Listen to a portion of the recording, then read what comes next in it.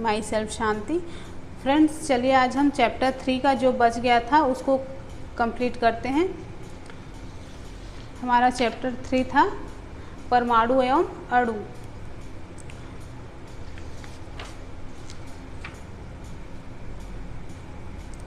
Three 3.2 का first था विभिन्न तत्वों के परमाणुओं के आधुनिक प्रतीक क्या है, मतलब हम तत्वों को प्रतीक के रूप में कैसे दर्शा सकते हैं। ठीक है, तो चलिए जानते हैं। तो फ्रेंड्स डाल्टन पहले वैज्ञानिक थे जिन्होंने तत्वों के प्रतीकों का प्रयोग किया। ठीक है, तो जब उन्होंने किसी तत्व के प्रतीक का प्रयोग किया तो यह प्रतीक उस तत्व की एक निश्चित मात्रा की ओर इंगित करता था, मतलब वह प्रतीक तत्व के एक परमाणु को प्रदर्शित करता था। ठीक है, फिर उसके बाद बर्जीलियस ने तत्वों के ऐसे प्रतीकों का सुझाव दिया जो उन तत्वों के नामों के एक या दो अक्षरों से प्रदर्शित होता था। ठीक है, यहाँ पर हम डाल्टन के द्वारा सुझाए गए कुछ तत्वों के प्रतीक को जानेंगे। ठीक है, तो चलिए देखते हैं। आप देख रहे हो हाइड्रोजन को उन्होंने इस तरह से डिनोट किया है ना, कार्बन के लिए, ऑक्सीजन के लिए फास्फोरस, सल्फर, आयरन, कॉपर, सीसा, सिल्वर, गोल्ड, प्लेटिना और पारा। तो डाल्टन ने इस तरह से तत्वों के प्रतीकों का सुझाव दिया। ठीक है, तो फ्रेंड्स इस तरह से अगर प्रतीक अगर रखे जाते तो वो काफ़ी मुश्किल होता हमारे लिए याद करना, है ना। तो उसके बाद फिर बर्जीलियस ने ऐसे तत्व के प्रतीकों का सुझाव दिया जो उन तत्वों के नामों के एक या दो अक्षरों से प्रदर्शित होता था। ठीक है, मतलब फिर हमारे लिए वो काफ़ी सुविधाजनक हो गया, है ना। मान लो किसी दुनिया में इतने सारे इंसान हैं, सबको पहचानने के लिए अगर हम इस तरह से चिन्हों का प्रयोग करते तो हम उन्हें याद नहीं रख सकते, है ना। तो इसलिए उनके जो नाम है उनके पहले अक्षर के रूप में उनकी पहचान की जाती है। तो सेम यही प्रोसेस किसने अपनाया, बर्जीलियस ने अपनाया। ठीक है, तो चलिए देखते हैं आगे क्या था। और हमने डाल्टन के द्वारा जो प्रतीक यूज़ किए गए उसको भी देख लिया। आप एक बार और देख लीजिए, ये हैं आप जो देख रहे हो। ठीक है, तो फ्रेंड्स पहले मतलब जो तत्व है ना उनकी उत्पत्ति स्थान जहाँ पर वो तत्व पाए जाते थे, है ना, मतलब सबसे पहले जहाँ वो पाए गए थे उसी जगह के नाम पर उसका नाम रख दिया जाता था। जैसे कि कॉपर को सबसे पहले साइप्रस में पाया गया। ठीक है, वो साइप्रस से उत्पन्न हुआ था इसलिए उसका नाम कॉपर रख दिया गया। और कुछ तत्वों के नामों को उनके रंगों से लिया गया, जैसे कि सोना मतलब गोल्ड, इसका अंग्रेजी में उस शब्द से लिया गया है जिसका अर्थ होता है पीला। ठीक है, पर आजकल क्या है, IUPAC मतलब international union of pure and applied chemistry, ये आप याद रखिएगा क्योंकि ये क्वेश्चन बन सकते हैं। तो तत्वों के नामों को स्वीकृति प्रदान करती है, मतलब IUPAC जो है वो जितने भी जो नए तत्व मिल रहे हैं या मिलेंगे उनके नामों का निर्धारण करेगी। ठीक है, मतलब IUPAC द्वारा उसको स्वीकृति प्रदान की जाएगी। तो फ्रेंड्स IUPAC के द्वारा जो नामकरण किया जाता है उसके अनुसार अधिकतर तत्वों के प्रतीक उन तत्वों के अंग्रेजी नामों के एक या दो अक्षरों से बने होते हैं। ठीक है, और किसी प्रतीक के पहले अक्षर को हमेशा बड़े अक्षर मतलब कैपिटल लेटर में और दूसरे अक्षर को छोटे मतलब स्मॉल लेटर में लिखा जाता है। चलिए एग्जाम्पल से समझते हैं हम। तो आप देख रहे हो यहाँ पर हाइड्रोजन को H से डिनोट किया गया है, एल्यूमिनियम को Al, न कि A कैपिटल और कैपिटल L इसके द्वारा नहीं, जबकि A कैपिटल होगा और L स्मॉल होगा। ठीक है, कोबाल्ट को CO, न कि C और O दोनों कैपिटल में नहीं होंगे। ठीक है, क्लोरीन को Cl, जिंक को Zn, फेरस को लौह मतलब फेरस को लोहा बोला जाता है, उसको इंग्लिश में आयरन बोला जाता है, जब जो कि लैटिन नाम फेरस से उत्पन्न हुआ है। ठीक है, और फ्रेंड्स इसी तरह से जो कुछ तत्व हैं उनके प्रतीकों को लैटिन, जर्मन या ग्रीक भाषाओं में उनके नामों से बनाया गया। एग्जाम्पल क्या है? एग्जाम्पल ये आयरन जो हमने बताया है ये लैटिन नाम है जो फेरम से उत्पन्न हुआ है, ठीक है। इसी प्रकार सोडियम का प्रतीक क्या है? Na है। और पोटेशियम का प्रतीक K है, जो कि सोडियम को क्या बोला जाता है? नाइट्रियम, ठीक है। और पोटेशियम को कैलियम बोला जाता है, ठीक है। कैलियम से व्युत्पन्न है। इस प्रकार पहले जो प्रत्येक तत्व है उसके नाम और उसके जो रासायनिक प्रतीक होते हैं वो बिल्कुल यूनिक होते हैं, ठीक है। तो इसी तरह से उनका नामकरण किया गया। किस लिए किया गया? ताकि जो तत्व हैं वो जो एक यूनिक तत्व है उसका एक यूनिक नाम हो। ओके, तो फ्रेंड्स हम नीचे एक टेबल में देखेंगे कुछ तत्व और उनके प्रतीक। तो यहाँ पर तत्व है और यहाँ पर उसके प्रतीक लिखे हुए हैं।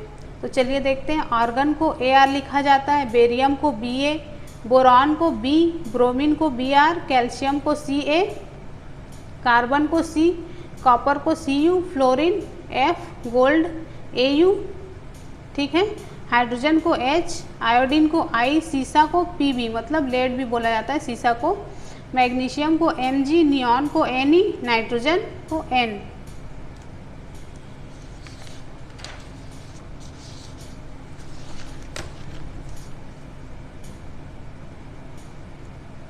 यहाँ पर और कुछ रह गए हैं। ऑक्सीजन को O लिखा जाता है, पोटेशियम को K, सिलिकॉन को Si, सोडियम को Na, सिल्वर को Ag, सल्फर को S, यूरेनियम को U और जिंक को Zn, ठीक है। तो ये हमने तत्व और उनके प्रतीकों के बारे में जान लिया। तो फ्रेंड्स आप इसको एक दो बार देखेंगे तो आपको ये याद हो जाएगा, ठीक है। चलिए अब आगे देखते हैं 3.2 का 2 परमाणु द्रव्यमान। अब हम जानेंगे परमाणु द्रव्यमान के बारे में, ठीक है। तो फ्रेंड्स डाल्टन के परमाणु सिद्धांत की सबसे विशिष्ट संकल्पना परमाणु द्रव्यमान की थी, ठीक है। मतलब उन्होंने जो परमाणु सिद्धांत दिया था उसमें सबसे विशिष्ट संकल्पना जो थी वो परमाणु द्रव्यमान की थी। और उनके अनुसार क्या है? प्रत्येक तत्व का एक अभिलाक्षणिक परमाणु द्रव्यमान होता है, ठीक है। और डाल्टन का सिद्धांत स्थिर अनुपात के नियम को इतनी अच्छे तरह से भली भांति समझने में समर्थ था कि वैज्ञानिक इससे प्रेरित होकर परमाणु द्रव्यमान को मापने की ओर अग्रसर हुए, ठीक है। मतलब डाल्टन का जो सिद्धांत है वो स्थिर अनुपात के नियम का पालन करता था, है ना। ओके। और चूँकि एक परमाणु के द्रव्यमान को ज्ञात करना अपेक्षाकृत कठिन काम था, इसलिए रासायनिक संयोजन के नियमों के उपयोग और उसके उत्पन्न यौगिकों के द्वारा सापेक्ष परमाणु द्रव्यमान को ज्ञात किया गया, ठीक है। तो यहाँ पर हम एक यौगिक कार्बन मोनोऑक्साइड का एग्जाम्पल लेते हैं। ओके, पहले ये मैं पढ़ के बता देती हूँ आपको। किसी तत्व के सापेक्षिक परमाणु द्रव्यमान को उसके परमाणुओं के औसत द्रव्यमान का कार्बन 12 परमाणु के द्रव्यमान के 1/12वें भाग के अनुपात द्वारा परिभाषित किया जाता है। तो ये पढ़ने में तो कुछ समझ में आया नहीं, इसलिए हम इसको एग्जाम्पल के द्वारा समझेंगे, ठीक है। तो हमने कौन सा एग्जाम्पल लिया? कार्बन मोनोऑक्साइड का, ठीक है, जो कार्बन और ऑक्सीजन द्वारा मिलकर बना होता है। और प्रायोगिक तौर पर यह देखा गया है कि 3 ग्राम कार्बन और 4 ग्राम ऑक्सीजन के संयोजन से कार्बन मोनोऑक्साइड बनती है, ठीक है। और मान लो अगर इसको दूसरे शब्दों में कहा जाए तो हम कहेंगे कि कार्बन अपने 4/3 गुना अधिक द्रव्यमान वाले ऑक्सीजन के साथ संयुक्त होता है, ठीक है। तो मान लीजिए हम परमाणु द्रव्यमान की इकाई को एक कार्बन परमाणु द्रव्यमान के बराबर मानते हैं। ओके, तो कार्बन परमाणु को 1.0 U और ऑक्सीजन परमाणु द्रव्यमान को 1.33 U दर्शाएंगे, ठीक है। तो फ्रेंड्स पहले हम परमाणु द्रव्यमान को AMU द्वारा लिखते थे, लेकिन आजकल IUPAC के जो नवीनतम अनुमोदन है उसके द्वारा इसको U मतलब यूनिफाइड द्रव्यमान द्वारा प्रदर्शित किया जाता है। ठीक है, पहले क्या किसके द्वारा दर्शाते थे? AMU द्वारा, जबकि अब इसको U द्वारा दर्शाते हैं। ठीक है, लेकिन द्रव्यमानों की इकाई को मतलब यथासंभव पूर्णांक के लगभग पूर्णांक में व्यक्त करना अधिक सुविधाजनक होता है। तो आगे चलकर वैज्ञानिकों ने परमाणु द्रव्यमानों की अलग अलग इकाइयों के बारे में विचार व्यक्त किए। वैज्ञानिक जब विभिन्न परमाणु द्रव्यमानों की इकाइयों के बारे में शोधरत थे तो उन्होंने प्रारंभ में प्रकृतिजन्य ऑक्सीजन परमाणु के द्रव्यमान के 1/16 भाग को इकाई के रूप में लिया। मतलब एक यूनिट के रूप में किसको लिया? ऑक्सीजन के परमाणु को लिया। ठीक है, जो कि 1/16 भाग होता है। ठीक है, तो फ्रेंड्स दो कारणों से इसको सही समझा गया। तो कारण क्या थे? पहला है कि ऑक्सीजन बहुत सारे तत्वों के साथ अभिक्रिया करके यौगिक बनाता है, जैसे कि H2O है ना, और जैसे कि हमने ऊपर एग्जाम्पल दिया कार्बन मोनोऑक्साइड का, है ना। तो इस परमाणु द्रव्यमान इकाई के द्वारा अधिकांश तत्वों के परमाणु द्रव्यमान पूर्णांक में प्राप्त होते हैं। ठीक है, इसी कारण ऑक्सीजन को सही समझा गया। ठीक है, फिर भी 1961 में परमाणु द्रव्यमान को ज्ञात करने के लिए परमाणु द्रव्यमान इकाई कार्बन 12 समस्थानिक मतलब आइसोटोप बोला जाता है, इसको मानक संदर्भ के रूप में सार्वभौमिक रूप से स्वीकार किया गया। ओके, तो कार्बन 12 समस्थानिक के एक परमाणु द्रव्यमान के 1/12वें भाग को मानक परमाणु द्रव्यमान इकाई के रूप में लेते हैं। ठीक है, पहले किसको लिया जाता था? ऑक्सीजन परमाणु को, है ना, जो कि 1/16 भाग होता था, पर उसके बाद कार्बन 12 समस्थानिक को लिया गया, जो कि 1/12वें भाग को मानक परमाणु द्रव्यमान इकाई के रूप में लेते हैं। ठीक है, अब कार्बन 12 समस्थानिक के एक परमाणु द्रव्यमान के सापेक्ष इसी तत्व के परमाणु द्रव्यमान प्राप्त किए गए। ठीक है, तो इसको एक और बहुत इजी से एग्जाम्पल के द्वारा समझते हैं। मान लीजिए कि एक फल बेचने वाला है ना, उसको क्या है, मानक भार के कोई भी मानक भार के फल बेच रहे हैं, है ना। तो वह मान लो एक तरबूज लेकर कहता है कि इसका द्रव्यमान 12 इकाई है, मतलब 12 यूनिट है। ठीक है, 12 इकाई मतलब 12 तरबूजी इकाई या फिर 12 फल द्रव्यमान इकाई। ठीक है, तो मान लो वह तरबूज के बराबर 12 टुकड़े करता है और पाता है कि उसके द्वारा जो बेचे जा रहे हैं प्रत्येक फल का द्रव्यमान तरबूज के एक टुकड़े के द्रव्यमान के सापेक्ष है, मतलब बराबर है। ठीक है, अब वह फलों को सापेक्ष फल द्रव्यमान इकाई FMU में बेचता है। ओके, तो फ्रेंड्स किसी तत्व के सापेक्षिक परमाणु द्रव्यमान को उसके परमाणुओं के औसत द्रव्यमान का क्या है, 1/12वें भाग के अनुपात द्वारा परिभाषित किया जाता है। जो हमने इतना लंबा चौड़ा समझा उसका सार क्या निकलता है, यही निकलता है। ठीक है, कि किसी तत्व के सापेक्षिक परमाणु द्रव्यमान को उसके परमाणुओं के औसत द्रव्यमान का कार्बन 12 परमाणु के द्रव्यमान के 1/12वें भाग के अनुपात द्वारा परिभाषित किया जाता है। टेबल से हम कुछ तत्वों के परमाणु द्रव्यमान जानने की कोशिश करते हैं। तो यहाँ पर मैंने तत्व लिया है और यहाँ पर परमाणु द्रव्यमान जिसको U के द्वारा डिनोट करते हैं वो लिया गया है। तो हाइड्रोजन का परमाणु द्रव्यमान कितना होता है? 1, कार्बन का 12, नाइट्रोजन का 14, ऑक्सीजन का 16, है ना। इसीलिए तो हम किसी भी पहले क्या करते थे, ऑक्सीजन के 1/12वें भाग के अनुसार मापते थे, जबकि अब कार्बन के 12 जो होते हैं 1/12 भाग के द्वारा मापा जाता है परमाणु द्रव्यमान को। ठीक है, सोडियम का क्या है, सोडियम का 23, मैग्नीशियम का 24, सल्फर का 32, क्लोरीन का 35.5 और कैल्शियम का 40। ठीक है, तो ये क्या है, कुछ तत्व और उनके परमाणु द्रव्यमान। चलिए अब आगे देखते हैं 3.2 का 3, परमाणु किस प्रकार अस्तित्व में रहते हैं। तो फ्रेंड्स अधिकांश तत्वों के परमाणु स्वतंत्र रूप से अस्तित्व में नहीं रह पाते, है ना, और परमाणु अणु और आयन बनाते हैं, और ये अणु या आयन बहुत अधिक संख्या में पुंजित होकर मतलब इकट्ठे होकर द्रव्य बनाते हैं, मतलब किसी भी पदार्थ का निर्माण करते हैं जिसे हम देख सकते हैं, अनुभव कर सकते हैं या छू सकते हैं। ठीक है, तो परमाणु द्रव्यमान की इकाई क्या है। तो मैंने यहाँ पे बताया कि कोई भी परमाणु अणु या आयन बहुत अधिक संख्या में इकट्ठे होकर मतलब पुंजित होकर कोई द्रव्य बनाते हैं। द्रव्य मतलब पदार्थ बनाते हैं, और पदार्थ क्या होते हैं, जिसे हम देख सकते हैं, छू सकते हैं, अनुभव कर सकते हैं। दुनिया में जितने भी वस्तुएं हैं सभी पदार्थ कहलाती हैं। ठीक है, और सब किससे बनी हुई हैं, परमाणु से बनी हुई हैं। तो इसी तरह से कोई भी परमाणु जो है अस्तित्व में रह सकता है। चलिए आगे देखते हैं।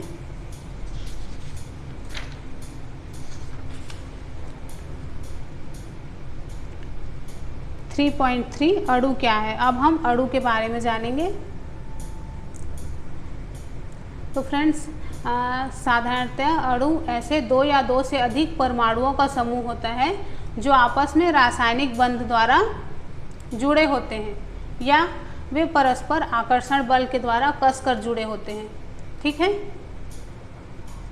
तो अणु को किसी तत्व या यौगिक के उस सूक्ष्मतम कण के रूप में हम परिभाषित कर सकते हैं जो स्वतंत्र रूप में अस्तित्व में रह सकता है या जो उस यौगिक के सभी गुण धर्मों को प्रदर्शित करता है, मतलब उसकी सारी विशेषताएं उस अणु में होंगी।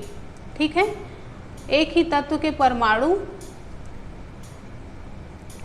अथवा भिन्न भिन्न तत्वों के परमाणु परस्पर संयोग करके अणु निर्मित करते हैं। जैसा कि हमने पढ़ा कि अणु क्या है, सबसे सूक्ष्मतम कण है, और अणु परस्पर संयोग करके मिल करके परमाणु परस्पर मिल करके अणु का निर्माण करते हैं। ठीक है, तो अणु क्या होते हैं, तो दो परमाणुओं के मिलने से अणु का निर्माण होता है। ठीक है, कहने का यही तात्पर्य है। चलिए अब देखते हैं 3.3 का 1 तत्वों के अणु। तो फ्रेंड्स किसी तत्व के अणु एक ही प्रकार के परमाणुओं द्वारा संरचित होते हैं।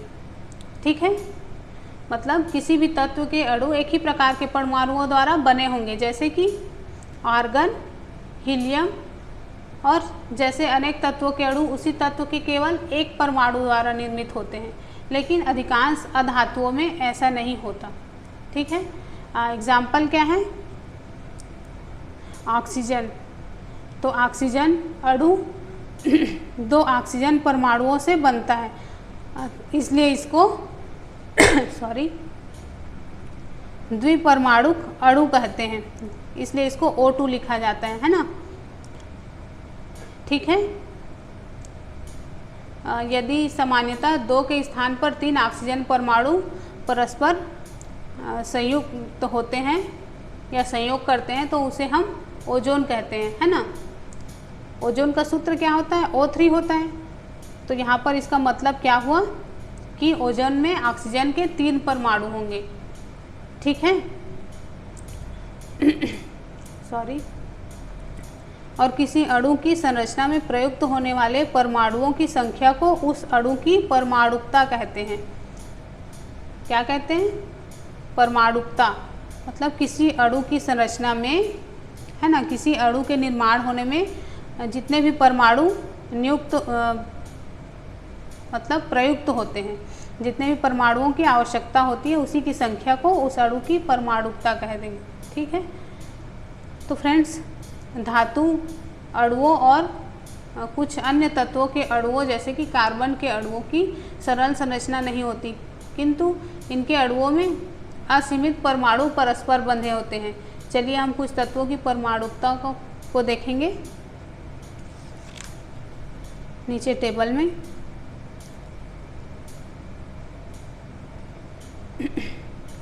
यहाँ पर तत्व के प्रकार मतलब तत्व धातु है या अधातु है, ठीक है। यहाँ पर उस तत्व का नाम लिखा हुआ है, इसमें परमाणुकता, ठीक है। यहाँ पर ये फिर से जो टेबल है उसको दोहराया गया है, आपको सिर्फ इतना ही देखना है अभी इस साइड को, ठीक है। तो ये अधातु हैं। पहला क्या है, आर्गन, ये क्या होता है, ये एक परमाणुक होता है, ठीक है। हीलियम ये भी एक परमाणुक होता है। ऑक्सीजन द्विपरमाणुक होता है, इसलिए इसको O2 लिखा जाता है। हाइड्रोजन ये भी द्विपरमाणुक होता है, इसको H2 लिखा जाता है। नाइट्रोजन यह भी 2 परमाणुक होता है, इसको भी N2 लिखा जाता है। क्लोरीन ये भी द्विपरमाणुक। फास्फोरस चतुर्परमाणुक होता है। सल्फर ये बहुपरमाणुक होता है, ठीक है। ये हमने अधातु को देख लिया, इधर हम धातु के बारे में जानेंगे। धातु क्या है, सोडियम ये एक परमाणुक होता है। आयरन ये भी एक परमाणुक। एल्यूमिनियम एक परमाणुक। कॉपर एक परमाणुक।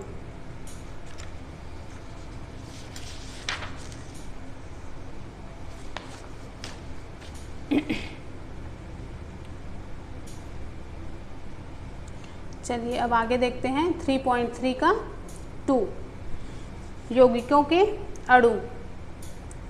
तो भिन्न भिन्न तत्वों के परमाणु एक निश्चित अनुपात में परस्पर जुड़कर यौगिकों के अणु निर्मित करते हैं। ये हम पहले से पढ़ते आ रहे हैं कि यौगिक कैसे बनते हैं, है ना।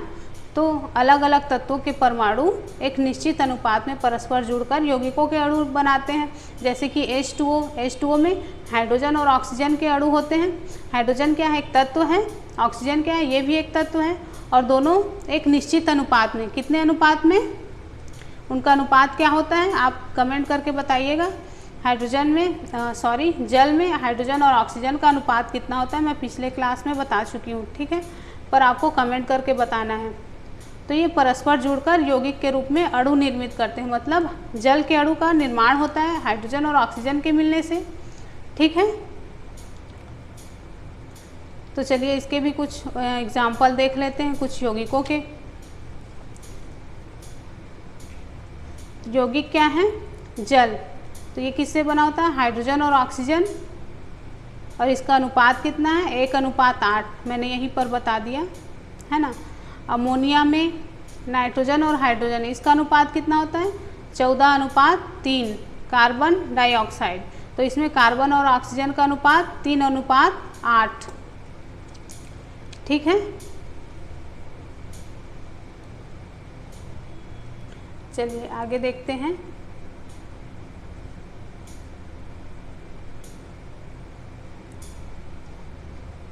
जल अणु में प्रयुक्त परमाणुओं की संख्याओं का अनुपात निम्न प्रकार से प्राप्त कर सकते हैं। यहाँ पर एक टेबल दिया गया है जिससे हम अनुपात निकाल सकते हैं। किस प्रकार से, तो देखिए यहाँ पर हाइड्रोजन, इसका द्रव्यमान अनुपात कितना है 1, परमाणु द्रव्यमान 1, द्रव्यमान अनुपात बटे परमाणु द्रव्यमान बराबर 1/1 बराबर 1, और इसका सरलतम अनुपात कितना हुआ तो 2 होगा। उसी तरह ऑक्सीजन का परमाणु द्रव्यमान अनुपात कितना है 8, परमाणु द्रव्यमान 16, और द्रव्यमान अनुपात बटे परमाणु द्रव्यमान बराबर 8/16, तो इसका कितना होगा 1/2 होगा। तो इसका सरलतम अनुपात क्या मिल जाएगा हमको 1, ठीक है। तो इस प्रकार जल अणु में प्रयुक्त परमाणुओं की संख्याओं का अनुपात हाइड्रोजन और ऑक्सीजन का अनुपात कितना है 2:1 है, ठीक है। चलिए अब आगे देखते हैं 3.3 का 3।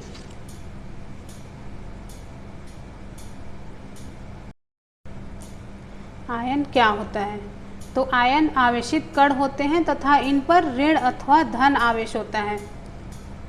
ओके, तो फ्रेंड्स धातु और अधातु युक्त यौगिक आवेशित कणों से बने होते हैं, है ना, और इन आवेशित कणों को ही आयन कहते हैं, ठीक है।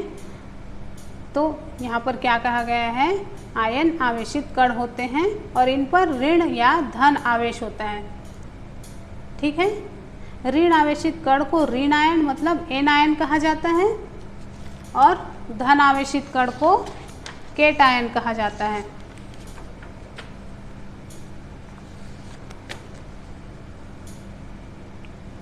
धन आवेशित कण को धनायन मतलब केटायन कहते हैं। ठीक है, इसका एग्जाम्पल क्या है?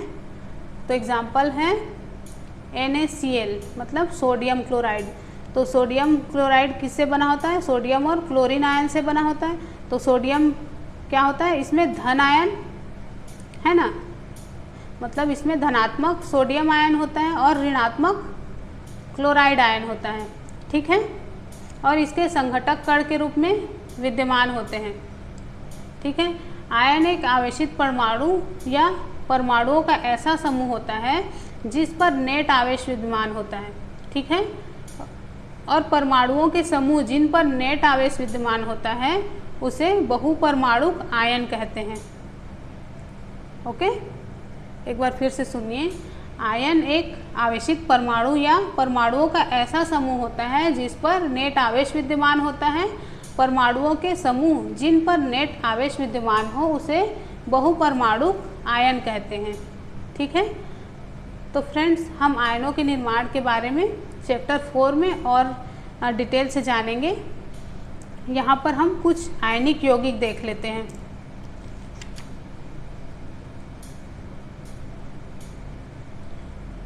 तो आयनिक यौगिक, संघटक तत्व और द्रव्यमान अनुपात। तो आयनिक यौगिक क्या है? Calcium oxide. तो इसमें संघटक तत्व कौन कौन से हैं? कैल्शियम और ऑक्सीजन, और इनका अनुपात कितना है? 5:2। मैग्नीशियम सल्फाइड, इसमें मैग्नीशियम और सल्फर मिले हुए होते हैं और इसका अनुपात है 3:4। सोडियम क्लोराइड सोडियम और क्लोरीन से बना होता है। ठीक है, इसका अनुपात है 23:35.5। ठीक है फ्रेंड्स, चलिए अब देखते हैं 3.4 रासायनिक सूत्र लिखना। तो फ्रेंड्स अब हम जानेंगे कि रासायनिक सूत्र किस प्रकार लिखा जाता है। ठीक है, तो किसी यौगिक का रासायनिक सूत्र उसके संघटक का प्रतिरूपात्मक निरूपण होता है ना, मतलब उसका प्रतीकात्मक निरूपण होता है। ठीक है, और अलग अलग यौगिकों के रासायनिक सूत्र सरलतापूर्वक लिखे जा सकते हैं। ठीक है, इस चैप्टर में हमें तत्वों के प्रतीकों और उनकी संयोजन क्षमताएं ज्ञात होनी जरूरी है। ठीक है, तो फ्रेंड्स किसी तत्व की संयोजन शक्ति अथवा क्षमता उस तत्व की संयोजकता कहलाती है। ठीक है, तो किसी तत्व के मतलब किसी एक तत्व के परमाणु दूसरे तत्व के परमाणुओं के साथ किस प्रकार से संयुक्त होकर एक रासायनिक यौगिक का निर्माण करते हैं, इसको ज्ञात करने के लिए संयोजकता का उपयोग किया जाता है। ठीक है, तो किसी तत्व के परमाणु की संयोजकता को उसके हाथ या भुजा के रूप में हम मान सकते हैं। कैसे? तो मान लीजिए कि हमारी 2 भुजाएं हैं, है ना, और ऑक्टोपस की 8 भुजाएं होती हैं। ठीक है, तो ऑक्टोपस की एक भुजा मानव की केवल एक भुजा पकड़ सकती है। ध्यान से सुनिएगा, यदि एक ऑक्टोपस को कुछ मानवों को इस प्रकार से पकड़ना है कि उसकी 8 भुजाएं मानवों की दोनों भुजाओं के साथ प्रयुक्त हो जाएं, तो आपके विचार में ऑक्टोपस कुल कितने मानवों को पकड़ सकता है? तो मान लीजिए हम ऑक्टोपस को ऑक्सीजन और मानव को हाइड्रोजन से निरूपित करते हैं, मतलब ऑक्टोपस को O और मानव को H से निरूपित करते हैं। तो क्या आप इस संयोजन के लिए सूत्र लिख सकते हैं? क्या आप इसको OH4 को सूत्र के रूप में प्राप्त करेंगे? तो फ्रेंड्स हमने जो पदांक 4 है ना, ऑक्टोपस द्वारा पकड़े गए मानवों की संख्या को प्रदर्शित करेगा, मतलब कितने मानवों को पकड़ सकेगा एक ऑक्टोपस। उसकी 8 भुजाएं हैं जबकि मानव की 2 भुजाएं होती हैं, तो वो 4 मानवों को पकड़ सकेगा ना अपने जो 8 भुजाएं हैं उसके द्वारा, है ना। तो फ्रेंड्स यहाँ पर जो टेबल बना हुआ है इसमें इसी तरह से कुछ सामान्य और सरल बहुपरमाणुक आयनों को दर्शाया गया है। ठीक है, तो इसी को हम देखेंगे इसमें। तो इसमें कुछ संयोजकताएं दी गई हैं। ठीक है, संयोजकता के बारे में हम और अधिक डिटेल में नेक्स्ट चैप्टर में जानेंगे। ठीक है, और रासायनिक सूत्र लिखते समय आपको इन जो नियम है इसके उसको जानना ज़रूरी है। ठीक है, तो नियम क्या क्या है ये भी हम देख लें अभी।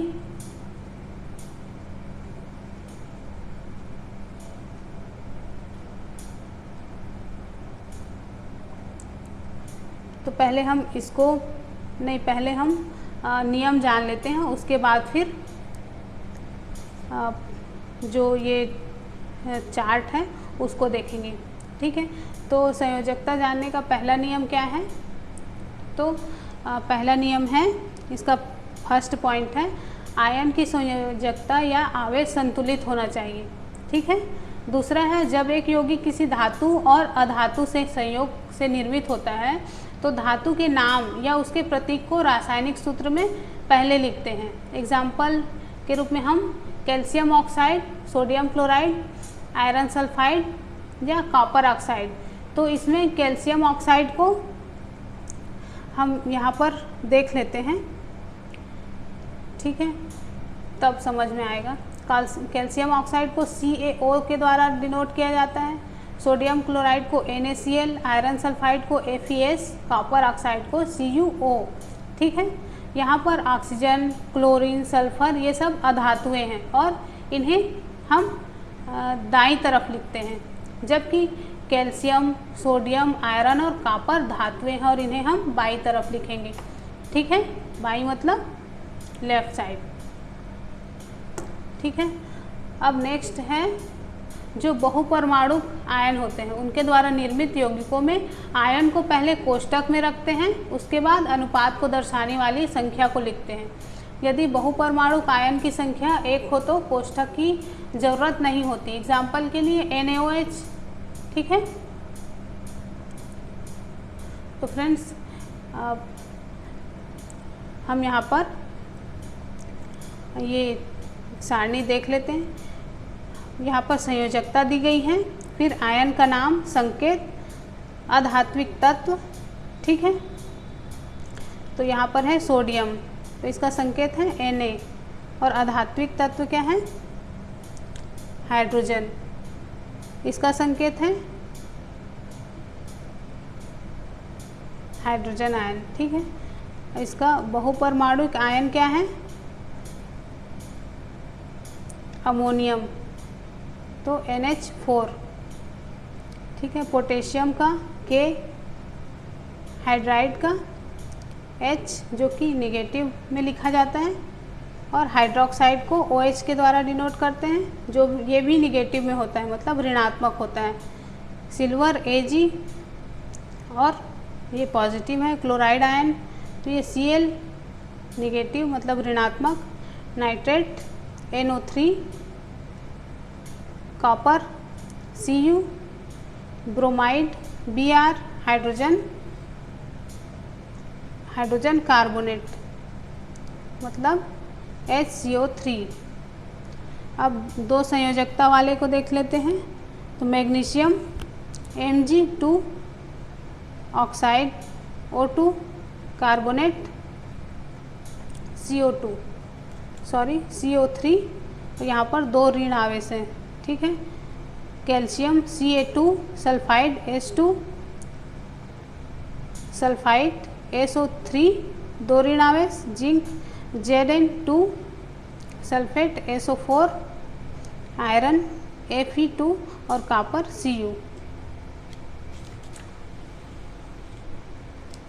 पर संयोजकता 3, जिसकी संयोजकता 3 होगी उसका आयन का नाम क्या है? एल्यूमिनियम Al3, अधात्विक तत्व नाइट्राइट, संकेत N3, फास्फेट PO4 3 ऋण आयन और आयरन का Fe3 धन आयन।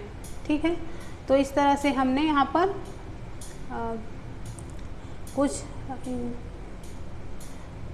सामान्य, सरल और बहुपरमाणुक आयन के संयोजकता के बारे में जाना, है ना। कुछ तत्व एक से अधिक संयोजकता दर्शाते हैं। संयोजकता को कोष्ठक में रोमन संख्या द्वारा प्रदर्शित किया जाता है। ठीक है, तो फ्रेंड्स यहाँ पर हम वीडियो ये ख़त्म करते हैं और मिलते हैं नेक्स्ट वीडियो में। ठीक है, ओके, बाय बाय।